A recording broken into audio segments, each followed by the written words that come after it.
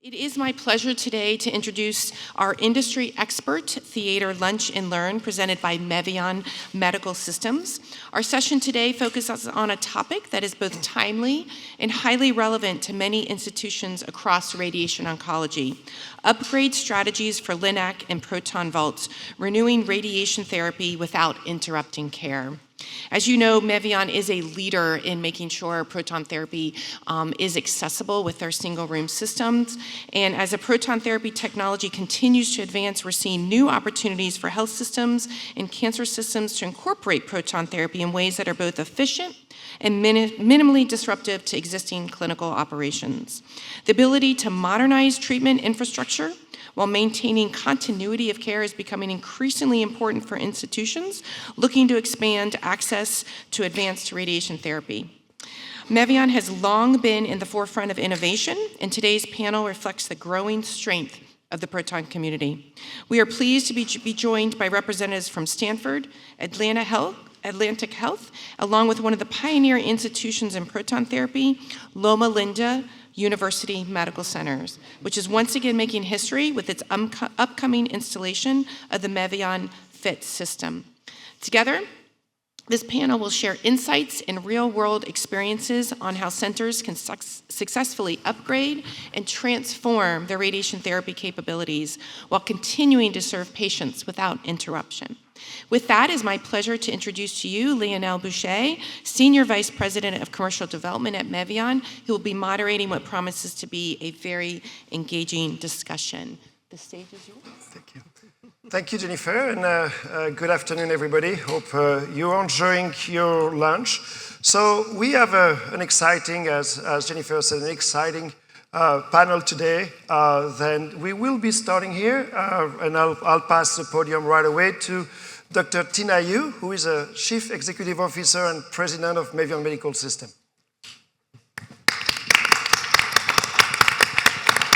Thank you.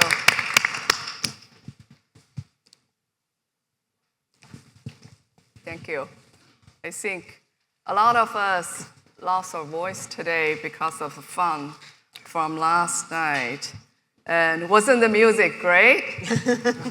Let's give Jennifer Majori and her NAPT team a big round of applause for organizing such a wonderful conference. So this year marks the 22nd year of our journey to expand our access to superior proton therapy. So we have been in the space for 22 years. This has been a great journey, and as a 22-year-old, we say that we can drink responsibly. And more importantly, I think we're in our prime for both innovation and execution. So from the very beginning, it was never a story just about a company. It's a story about a community. Over the last 22 years, we established market leadership. 50% of clinically operating compact single-room proton therapy centers are using Mevion products. We're also the most preferred vendor in China. Operationally, we set a new standard with fast deployment and ramp up. So from accelerator deployment, rigging to the customer acceptance within 6 months. So we're going to push the boundary further day by day. And we're proud to be a US-based proton vendor. Our design, engineering, manufacturing, supply chain, our work is centered around Littleton, Massachusetts. I would love to welcome you to visit us during the Astro Conference in Boston this year, because we're just a short ride away from Boston. And also, our service is deeply rooted in the United States. Our head of service, Robin Walker, sitting here at this table. You know that in the end, it's not just buying or installing a machine. It's decades of partnership and service support. So we're proud to be a US-based company to serve all our players here. Our commitment to access goes beyond technology. It is also advocacy, it is community service, it's partnership. We're deeply engaged with government officers, with policymakers at both the state, Massachusetts level, and also national level to talk about the burning issues facing proton therapy as a community. How can we expand the access of patients to proton therapy through better policymaking, through more advocacy, and through better reimbursement policies. So we also are working closely with NAPT to support the American Cancer Society's Hope Lodge program through A Week of Hope. We hope that all NAPT member centers join us on this meaningful endeavor to support our cancer patients so that they can get better care through the Hope Lodge program.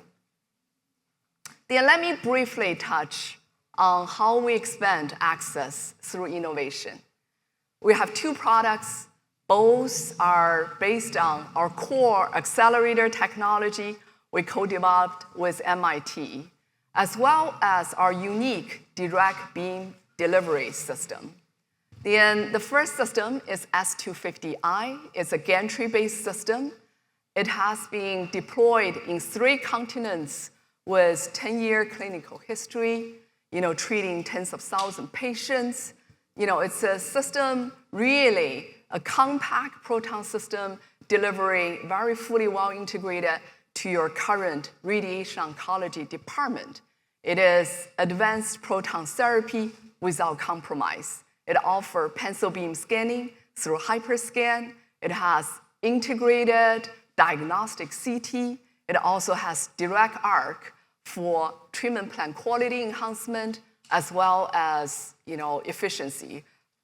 Then in addition, we also have a new product, S250 Fit, was recently FDA cleared and CE marked. So it is to support the full range of proton therapy treatment, from adults to pediatric patients, from the top of the head to the bottom of the pelvis. So FIT system delivers proton therapy to existing Linac vault. So it really offers a practical pathway for traditional radiation oncology centers to transform into advanced proton therapy center. So today, in this audience, at this panel, you will hear from our panelists about the upgrade strategies for both Linac and the proton vaults to learn about how we can really, a radiation therapy center without, interrupting patient care. So clearly, we didn't do it alone. We did it with all our partners.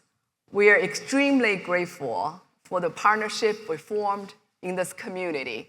That includes MIT in our early years, and also we have a lot of partners in this audience, the research, Leo Cancer Care, along with all the architecture providers, the unique proton vault solution providers, and also proton center consultants. All of you guys are a vibrant part of this community. And I also want to have a special thank you to all our clinical partners. I think it's your dedication or your strong commitment to provide the best radiation therapy to your patients that really drive us forward. Then it really takes a full community to advance access to proton therapy. We're honored to be part of this vibrant community. Then let's take a moment just to take a quick look at the history, the evolvement of proton therapy from a multi-room proton therapy center at Loma more than 35 years ago to today, nearly 50 clinically treating proton therapy centers. Supermajority are NAPT members, right? Which is majorly benefited from the single-room technology to a future where proton therapy can be delivered from a typical Linac vault. So we clearly see a path with bigger access, greater scalability, and better integration with everyday clinical practice. In the end, I also want to acknowledge our Mevion team here today at the front row here. And this is a very unique team. What makes this unique is their deep experience in the proton therapy sector, from clinical to operational to commercial. What's more unique is our collective passion to really expand the access of this unique modality to make superior proton therapy to as many cancer patients as possible. We're here to work with all of you to push this community forward to bring our cancer patient the best care possible. So I want to connect, our team wants to connect with all of you at this conference. We greatly appreciate all your support. Thank you.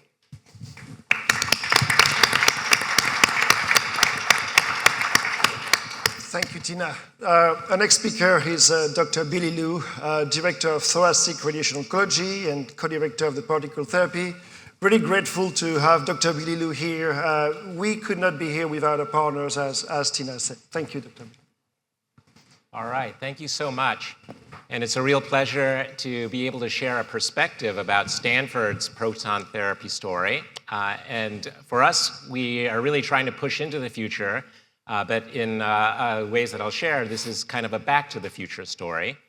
And there's two aspects of it that I'd like to share. One is this new paradigm of ultra-compact proton therapy and what it means for us.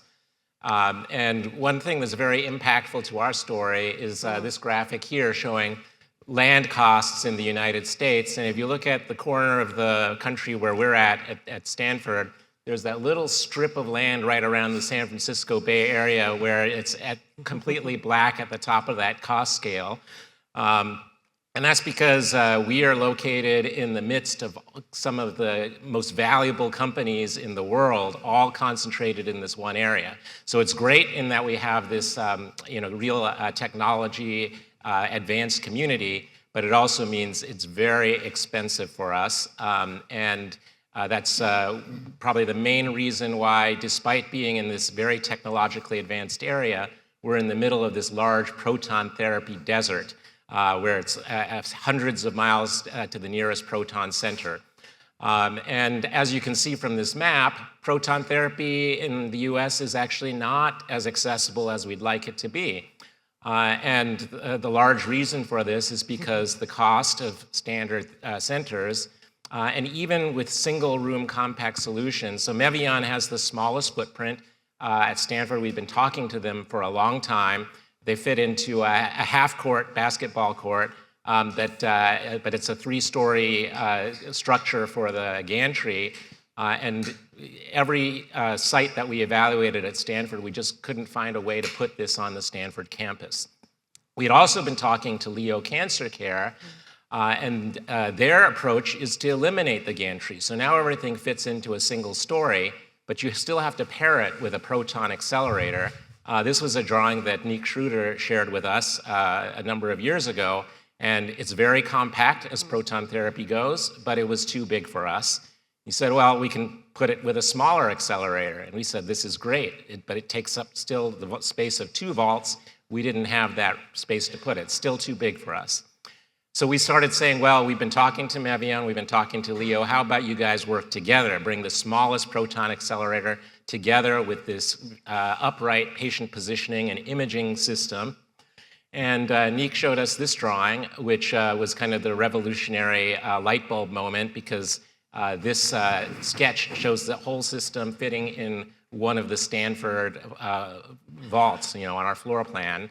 So you can see that by the time of ASTRO of 2021, we had Mevion and Leo Cancer Care talking together. Townsend Zwart sent this picture, which is a little bit more fleshed out, smallest proton therapy system in the world.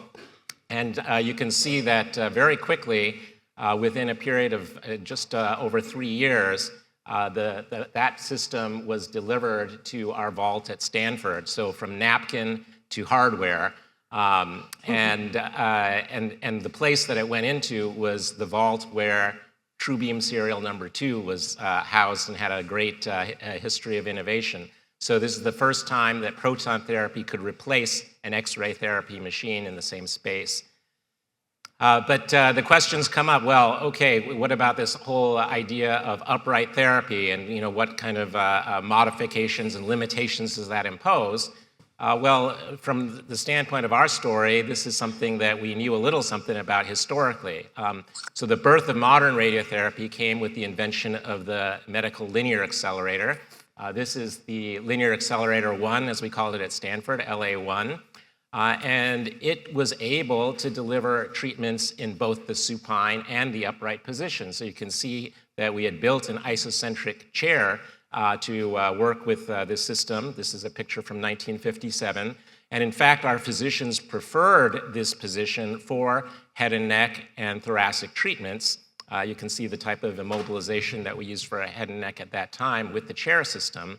But not everyone realizes, I think, that the very first series of external beam radiotherapy for curative treatment of prostate cancer was done using this technique, standing on a rotating platform with rotational therapy. So prostate radiotherapy began as upright arc radiotherapy.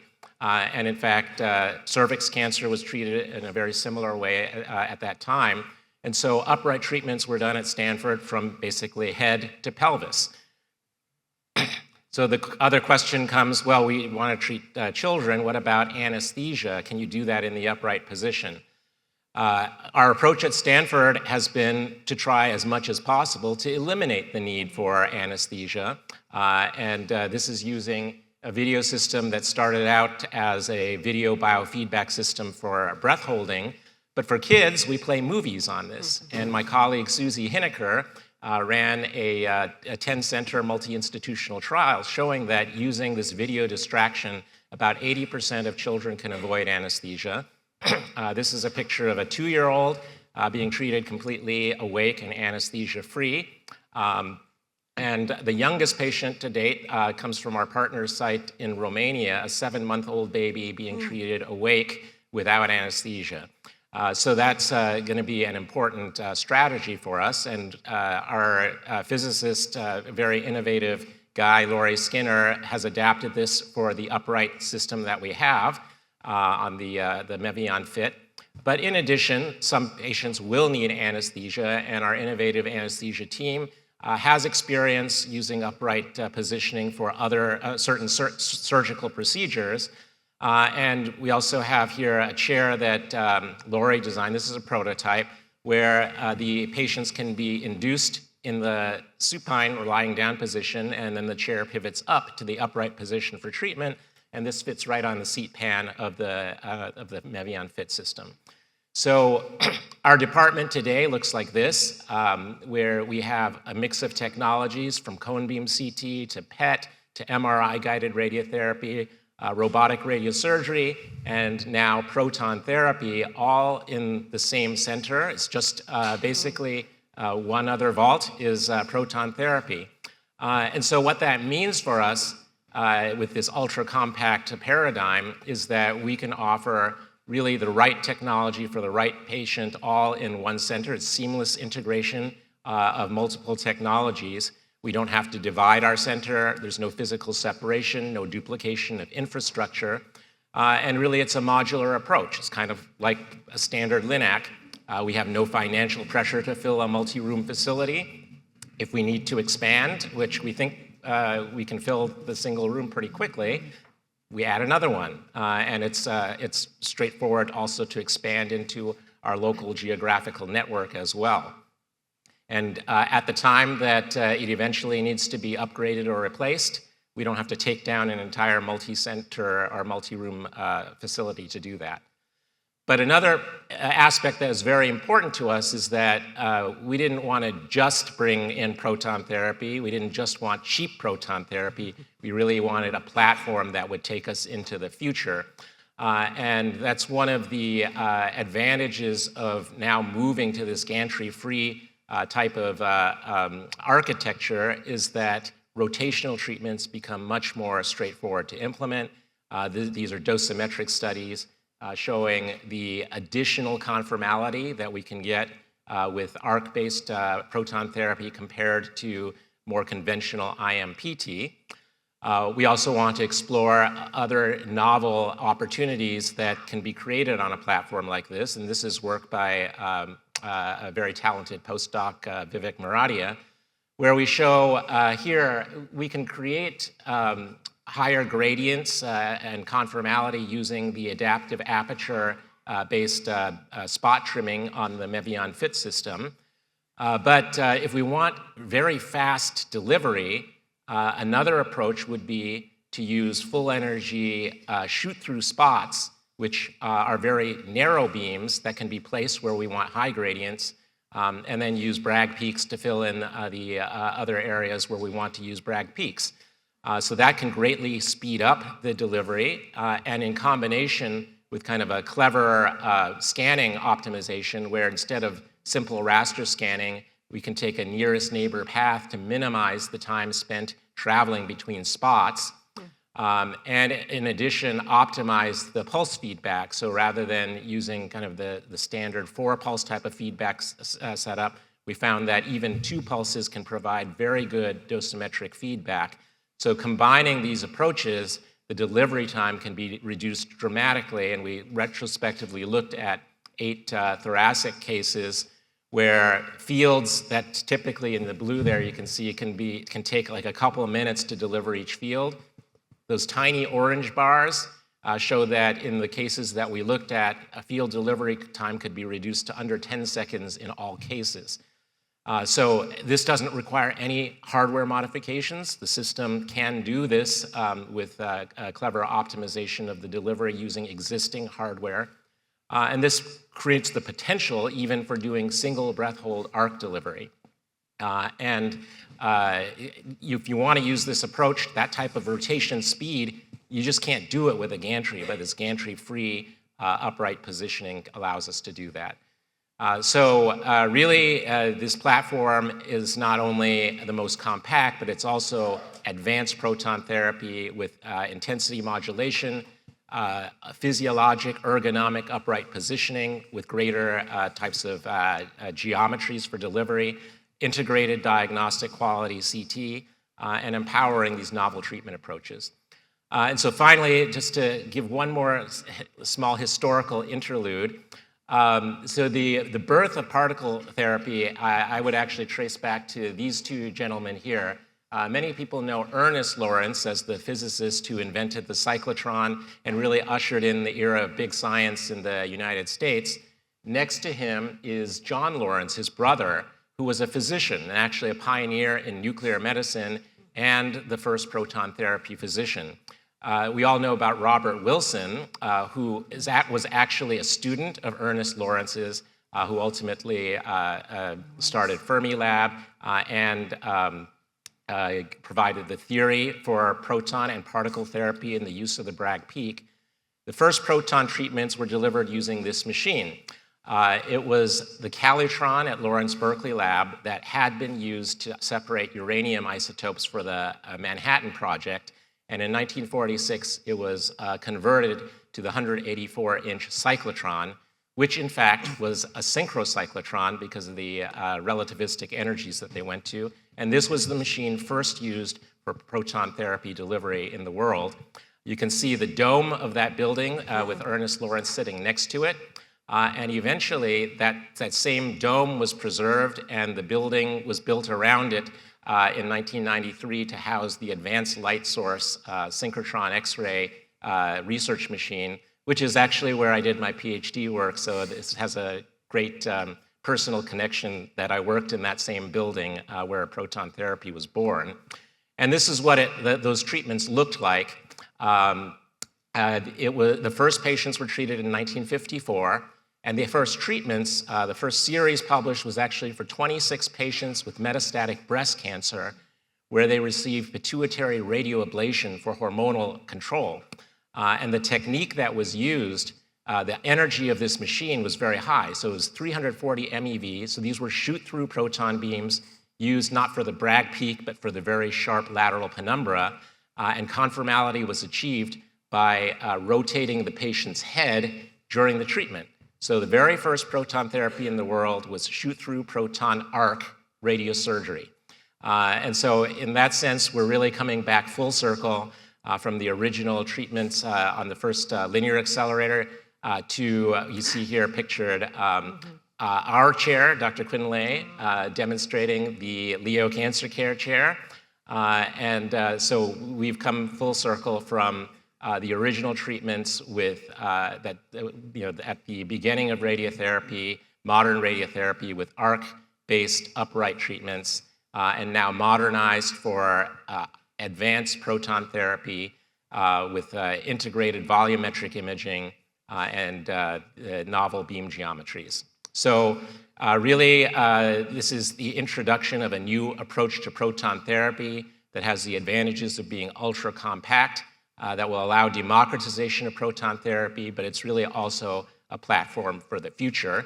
And I just wanted to highlight the contributions of, in the 80 or so year history of our department, we had only 4 chairs, and all of them were responsible for introducing world's first innovations in radiotherapy.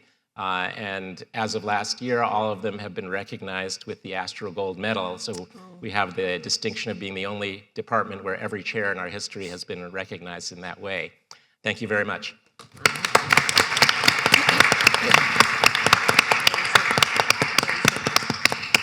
Thank you so much, Dr. Liu. It's truly exciting to be part of history and sharing that history with you and continue to bring more advanced radiation therapy to more people. Our next speaker is Lydia Nadau, Executive Director of the Cancer Care at Atlantic Health. Thank you, Lionel, but you're French, and you should have done a better job on my on my last name there. So thank you.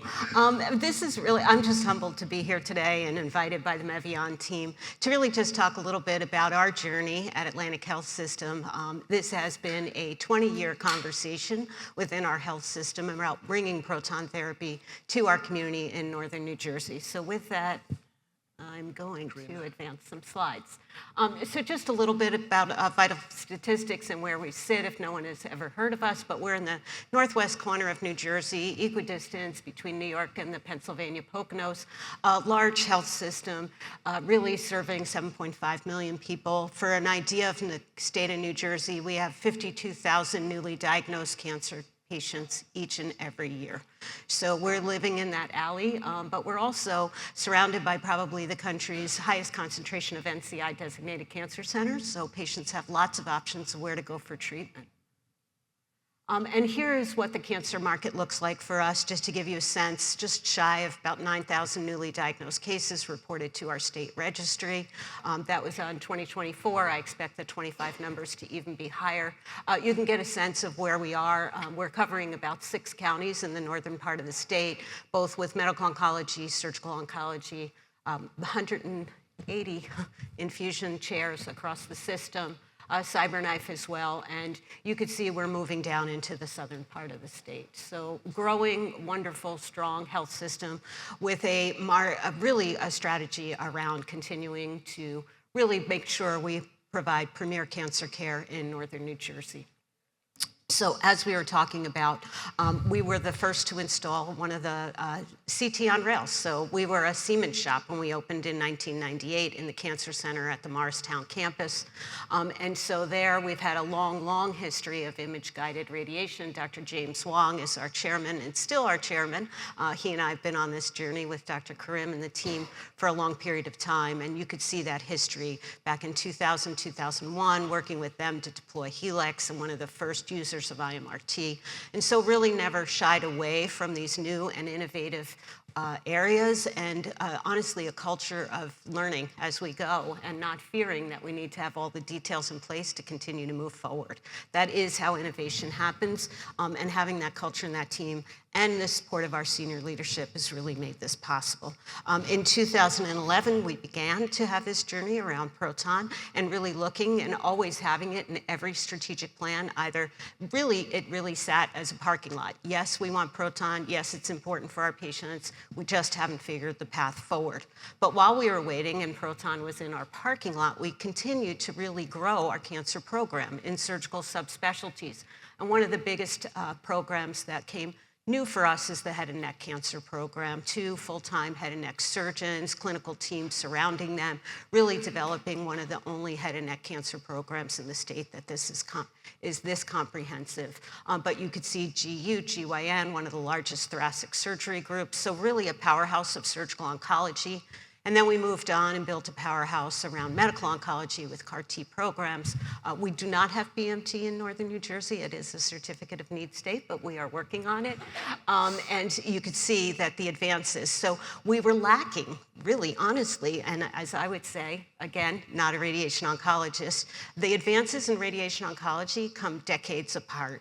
And so for us, this was really an opportunity to advance radiation. Everything else was moving ahead, and we still had what you could get in any hospital in our competing markets. So we really wanted to advance our program. Our neuroscience and brain tumor program, also critically important, and then our children's hospital. So we felt like we had all the fundamental underpinnings to take better care of our patients. We had this population of patients already in our market, and so Proton was really the next piece. So, okay, we get to that decision of, yes, we want Proton, yes, it's important, yes, it supports our strategic vision, then who's the right partner for us? And as many of you know, we've talked to a lot of people over many, many years, but Mevion really checked all the boxes for us. It really started with, and I'm not gonna read through all these, you already know the technology and the platform, so I don't wanna spend time, but again, the compact design, as Dr. Lee presented earlier today, the advanced technology, the investments to really set us up for the future, and then obviously the patient's benefits. And one of the best quotes I'm gonna take home from me, it's not only about cure, it's about quality. Someone said that in one of our earlier lectures, and that really is the promise of Proton, is the quality of patient's life. And having had a family member who was treated with, prior to IMRT with head and neck cancer, and watching what their recovery was like and watching what their quality of life was for several years post-treatment. He is alive, he's well, he's thriving, but he still suffers from those long-term effects of radiation to the head and neck cancer that he suffered from. So this is a picture, I can't believe it's 2026. This picture was taken in July of 2023. I really thought it was 2024. Time has really gone into a warp for me since COVID. But this is our team visiting the factories up in Littleton, Massachusetts in July of 2023. This is our current department and cancer center. And so I put a red box at the bottom. That is the linear accelerator vault that we had vacant in our institution at one of our hospital campuses. So we had a right platform. We called Lionel and the team out and said, do you think that Mevion fit could fit in our vault? And so this is what our vault looked like, all cleaned up and cleaned out. It's about 750 square feet. The linear accelerator, or the Proton part, or the patient treatment area, is about 325 square feet. The 275 is for the cyclotron, and about 50 square feet for the control room and Mevion equipment room that we needed to. So it really fit beautifully. We start on our way. So this was October, and thank you to Tina and the entire Mevion team that came out for our groundbreaking, which happened. That's our cancer center in the background. And that brick wall that you see behind everyone, kind of on the sloped roadway, that is the external wall to that third linear accelerator. So the nice part was that this vault was right up against the roadway, and so access was really easy for us. And so here we go down to the bare walls. The drilling for the pit happened on the weekends. Talking to the team, we had an amazing, amazing construction team. And then you could see the pit finalized in the room.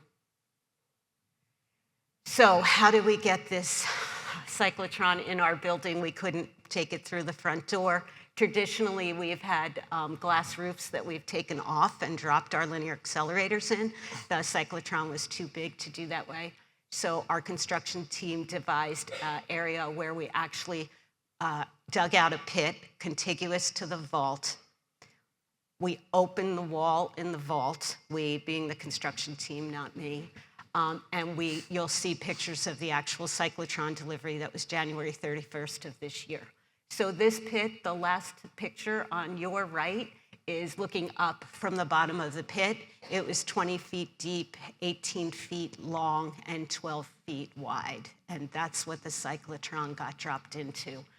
It was one of the hardest winters in northern New Jersey. If anyone is from the Northeast, we had more snow, more rain, more hail. So protecting this pit while we were waiting for our delivery was pretty amazing. I'll show you what it looks like today in another picture. But really, and here's our door being delivered, which actually came through the front door of the Cancer Center on a Saturday morning. So able to do that pretty easily. It looks amazing. We're really excited. And then one of the last pictures is actually the way the room looks today. So we're getting ready to hand over from our construction folks over to the Mevion team to start the installation phase. What we wanted to do was, again, back to that distraction as we're trying to think about treating patients in an upright position. So you'll see that these light panels were installed. We actually went down to the emergency room and saw these panels and interactive video games that they have in some of the pediatric rooms. And so we thought, well, let's put these in the room, the light. The patient can pick what color they want. They're going to pick what music they want while they're being treated, but really just allowing for that visual distraction while they're being treated in an upright position. We thought was really interesting. We also love the curved wall. It really has a high-tech feel to the department, and I think we've mission accomplished. So here is the cyclotron coming off of the delivery rig Saturday morning, January 31st, 8 a.m. My car said 0 or 1 degrees. It kept fluctuating back and forth. That's how cold it was that morning. An amazing team. I want to thank the Mevion team that was there on site with us that day. But you could see it took about 8 minutes to move the cyclotron off the trailer, up into the air, and then down into the pit. And then once into the pit, it got onto this lovely gantry that then was able to be moved into the vault. And so someone asked the other day, yes, the cyclotron came in the exact position we needed it to. There was no turning in the room. It just slid right in. So a lot of great planning with the construction Mevion rigging team, and want to thank Mevion for all their help with our riggers. They were amazing. And I took this before I left. So this is what the wall looks like. It's all gone. Everything's filled in. We're waiting for the grass to grow, and no one will ever know that we actually did that in our center. So it's pretty amazing to actually, the side of the wall that was cut out was probably some of our most shallow shielding because, again, it was right up against the dirt. And then we had to add shielding, obviously, to the wall that's in between this vault and the linear accelerator next door. So it's pretty amazing. And that is it for me. Thank you. Thanks.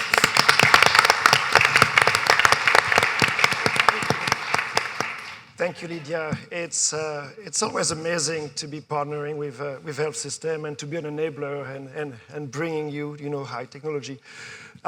Very excited with the next talk from Judy Chatini, who is Chief for Oncology and Radiology at Loma Linda. If we are here today, a lot of us is because of the vision, the early visions, and really the work that has been done at Loma Linda. So Judy will talk to you about what is the next phase for Loma Linda. Thank you. Thank you. Good afternoon, everybody. It's a pleasure to be here, and thank you, Lionel and Tina. Our journey is a story that's probably 40 years old. We treated our first patient 35 years ago, and so this is kind of the next chapter for us that I'm here to share with you today. A little bit about Loma Linda. We're located in the desert in California. We're off the coast. We have a very large county that we provide services to. And of note, fun fact, we are one of only 5 blue zones in the world. And this is a place where people live at an advanced stage, living productive lives. I've been at Loma Linda a long time, and I work with a trauma surgeon who's in his 80s, still working actively. This is our hospitals. We have 6 hospitals, over 1,000 beds. Our newest tower is one of the most expensive hospitals that was ever built per square inch because of the seismic requirements in California. When we think about, who we are, we've done pioneering research in lifestyle and longevity. We are part of the Adventist Health system, and this is a group of people who choose healthy lifestyles, exercise, diet, and have for a long time. So there's been a lot of work done, even on that population, to see why they live to be over 100 more than the rest of the population. There's been research in fetal and maternal and neonatal biology. Of course, our Proton Treatment Center, regenerative medicine, infectious disease, cancer, stroke, traumatic brain injury, and neurology. And then dental. There's a school of dental care there, and a lot of work is done. And then something that we've spent a lot of time with because of the population we serve are health disparities among diverse populations. As we think about the pioneering clinical leadership, I think back to that time. This is actually Dr. Leonard Bailey in November of 1985. And Dr. Bailey wanted to solve a human problem, and that's that these babies were dying with hypoplastic left heart syndrome. And so I always want to think about the leadership at the time that allowed kind of the possibility that he had that we could do infant-to-infant heart transplantation. Of note, this baby Moses, turned 40 last fall, and he has the same heart that he was given 40 years ago.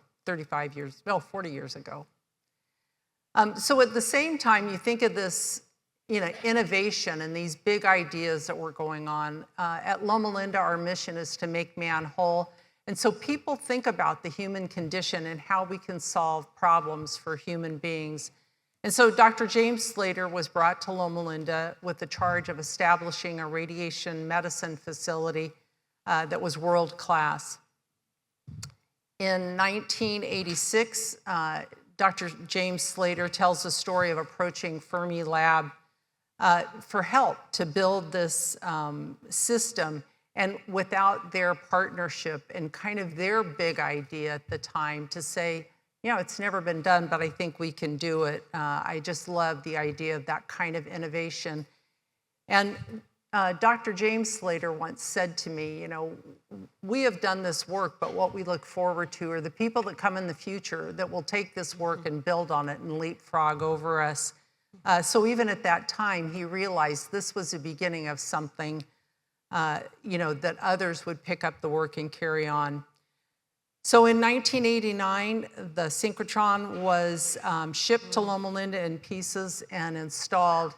And then in 1990, we treated our first patient. I, of course, love this picture. I think it's so charming. This was a partnership with NASA to test the impact of research on our astronauts. And in this picture, you see Dr. James Slater on the right, and then Congressman Jerry Lewis there on the left. These two were a couple of characters. They believed in what they were doing, but what they had to do to convince others was, incredible. Both of them great statesmen, kind individuals, not egocentric, but very humble and just wanting to serve in this way, knowing that they could change the course of history in the treatment of patients with cancer. Dr. James Slater once told me a story when he was trying to get people to believe in this idea. Others would ask him, who else has bought into this? And he goes, oh yeah, we have investors. And it was actually him and one other physician who'd written a check for $500, and those were their first donors. We come to 2025, and we've thought for a long time, what's next, for us? And we still have a system that was designed and built by the team at Loma Linda, it's never been replicated. We spend a fortune every year upgrading it and keeping it reliable. It's really kind of remarkable that the system still has the uptime that it does, if you think of the age. But it's also unsustainable to keep investing in a single solution. So we're so grateful for industry partners like Mevion who are going to come along and help us with that work because, as Tina will say, we're about the business of taking care of patients, and they're going to take over the business of the technology for us. So in 2025, we finalized our agreement to install a Mevion S250 FIT in our existing Proton Center. And to date at Loma Linda, we have treated more than 25,000 patients. This is what our Proton hallway looks like. We have 5 rooms. We have a research room, and that research room is still used today. Companies come in to test their electronic equipment, and so they'll come in on the weekends or the evenings and do work there. We also have a fixed beam room, but the highlighted area is the room, the gantry that will come offline where the FIT 250 will be installed. And what's remarkable about this is we're going to be able to keep the other 2 gantries operational as well as the fixed beam room. And before all of you built all your Proton centers, we really know how to ramp up. So those other 2 rooms will be able to take our patient demand. We'll just run longer days until we get the second system installed. I probably don't have to overemphasize to all of you because you understand why this is so important. We'll be able to keep taking care of our patients. Our team will remain integrated. That family that works together every day, whether they're using the legacy system or the new system, will be able to remain a team. There'll be seamless clinical integration. The patients will be seen in the same clinic. They'll come downstairs to the treatment area. We believe that with this strategy, there'll be an improvement in patient care, operational efficiency, enhanced care coordination, optimized safety, and the cost and infrastructure optimization. The amount of savings in that is significant. So I thank you for your time, and Lionel. Thank you.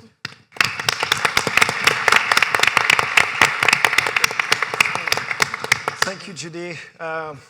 Again, this is incredible to be part of history and to be really helping a health system like you that were pioneer, visionary, and continue with all the work in treating more patients. We're going to continue with some of these early thoughts, early pioneers with Dr. Skip Rosenthal, who is a Senior Vice President of Clinical Affairs, and a lot of you know Skip, and I think a lot of us physicists have learned a lot from Skip over the years. So Skip will tell you a little bit of the early history also from the East Coast. Thank you. Thank you. It's great to be back here, and thank you, Judy, for that walk down memory lane.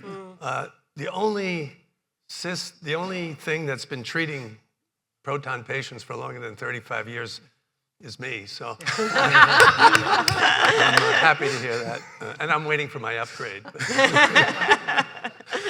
So I'll tell you a little bit about kind of where we came through. It's really a story that's my story for the few years. Dr. Liu, thank you for the introduction to the upright coming out of Stanford for radiation therapy, and on the left here is something from Lawrence Berkeley Lab, where was their next generation of cyclotron that was used for ion therapy, and it was on the order of 1,000 tons. And the pathway to accessibility for us and for you is started with reducing the size and the cost of these machines. So over in the middle there, we see the Harvard machine at 170 MeV that I worked on for a decade and treated 9,000 patients with. But again, it was a 300-ton machine. And on the right, we see the Mevion machine, which treated its first patient in 2013 with the founder there, Ken Gall.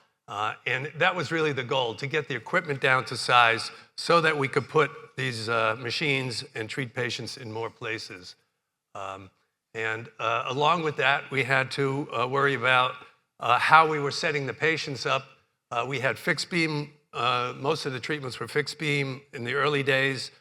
We had to design chairs. This is a highly engineered chair on the left that was okay for setting patients up, but you can see by the phone books on the bottom, it wasn't the latest in ergonomic design. In the middle, we had to immobilize patients, custom for every patient, with equipment and materials that was not necessarily perfect for protons. These wooden boards had to be cut out.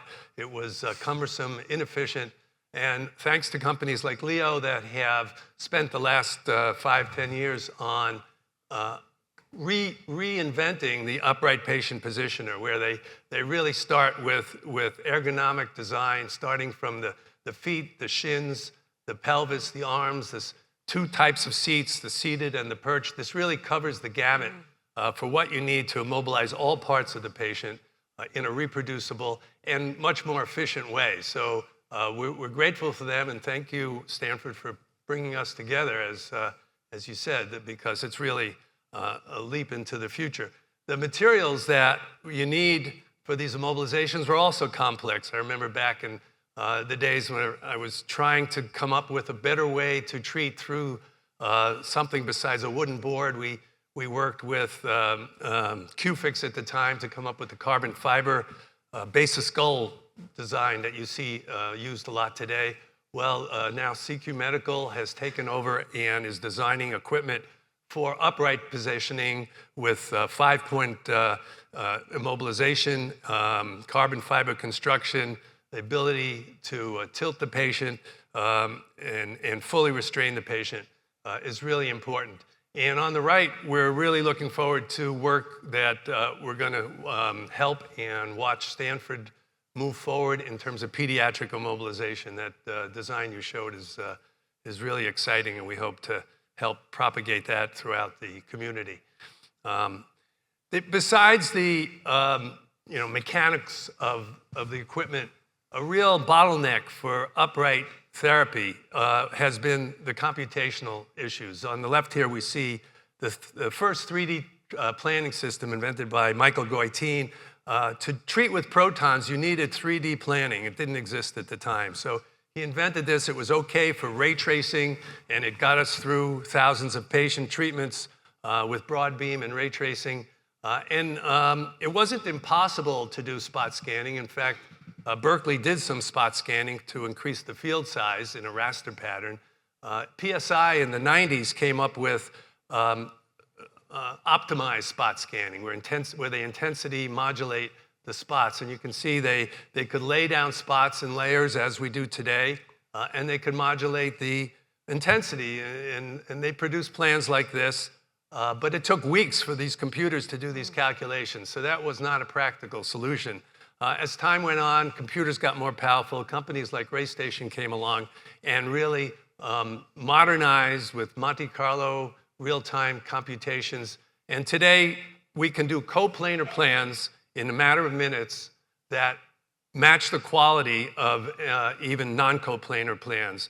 We have a paper coming out with MGH where we've looked at 8 different scenarios of treatments that they've delivered with non-coplanar and shown that our Mevion machine can match the quality of those plans and improve on it. And then most exciting is now this idea of automated arc therapy, where we actually reduce the workload of the dosimetrist. You push a button, you get a series of arcs. The optimizer then narrows down which arcs are the most important for the treatment, and you have this automated arc planning. And this works very well with our rotational therapy, because now we have a very efficient way to deliver these beams in a sequential manner in complete synchronization with the treatment planning system. So that's been a big improvement. The pathway to accessibility is also the pathway to acceptance of protons. And back when I was treating, on the right here, we treated the base of skull tumors, uveal melanomas, some pediatrics, not all types, and prostates. But as time went on, now protons have really covered the landscape: lung, liver, breast, esophagus. Re-irradiation is really important for protons because you can't get extra dose in without something that has a very accurate and confined delivery of dose. So this has been great. Perhaps 80%, perhaps more, of the types of indications could actually be considered for protons. So not only are we increasing the use of protons through this community that we've created, but we're now beginning to see controlled and even randomized trials. We've all heard in many of these talks about the Anderson trial. Dr. Frank has shown this improvement in overall survival by 10%, and importantly, the reduction of feeding tubes in these patients, and that came out last year. Sloan Kettering has moved ahead and had a study where they showed that the median progression-free survival was tripled with protons in this meningeal metastatic study. And in general, there's over 10,000 proton publications out now, and you can see by the chart on the right there that the rate of proton publications is just growing. So protons are ready for you. We need a few more things to get it all together, and we have it. So the path to efficiency comes by really integrating this upright positioner, integrating it with our machine for the fit. You can see that we now have CT imaging at IsoCenter, very efficient, very accurate. The arc delivery is very efficient. The patient just rotates, the beam goes on and off in a basically single button push as far as the therapist is concerned. The fast energy shifter is still there, the adaptive aperture, and importantly, I'll talk a little bit about the shoot-through beam, which Dr. Liu mentioned.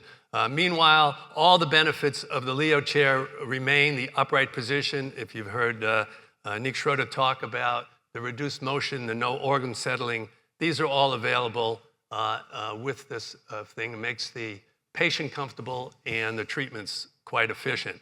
Well, in order to make it accessible, we had to make it small.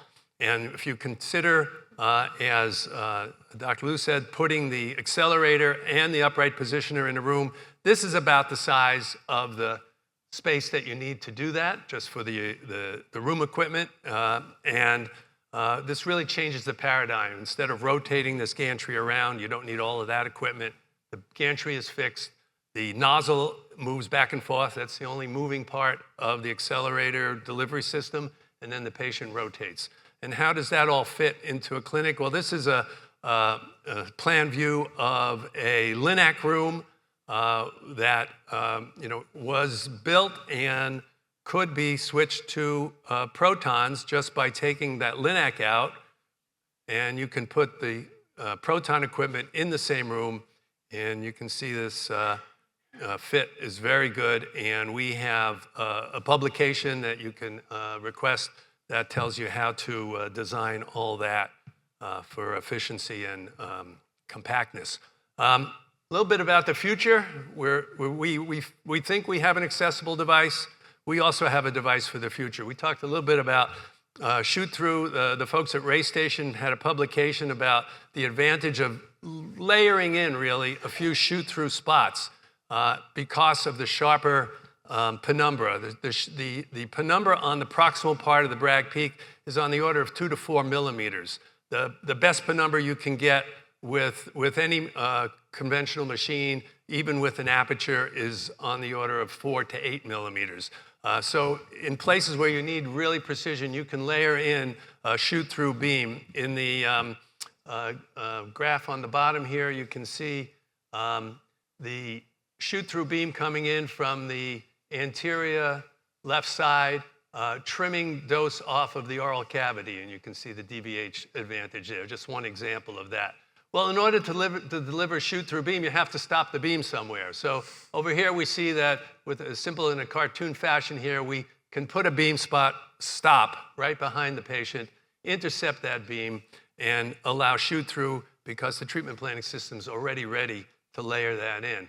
Well, once you put that beam stop in there, what else could you do? You could put in a radiography panel and actually take proton radiography. Proton radiographies take very little dose to capture, and you can identify the location of organs. You can also identify the range of organs with some clever software in a proton radiograph. And if you now rotate that patient and deliver a sequence of these radiographs, you can reconstruct proton CT, which we are also looking at and can be done, again, with minimal dose to the patient. And besides that, the fixed beam room gives us a lot of options. We're looking at how you might put MR in for MR-guided proton therapy. So this is another concept that's available when you're working with the fixed beam in a room like ours, with a company like us. This is just if you look at the little video on the left there, you see a machine coming in through a busy clinic. So this machine is being delivered into a fit room, through a wall, in a clinic, down the hall, in a very, very compact fashion. The deployment of this is under a year. You can get the whole contract, the whole construction, and the delivery all set, ready for treatment. The adoption of these systems is great. The adoption of protons is enormous, but we thank this academic community, we thank the community hospitals, we thank the regional hospitals. They've all stepped up and are beginning to adopt this technology, and it'll be a great community to join, and we're really transforming the market, we think. You can take your Linac planning and include proton as an option, and you can upgrade proton centers to add protons as an option. So the only question is, what are you waiting for? We're here for you, and hope to see you. Thank you.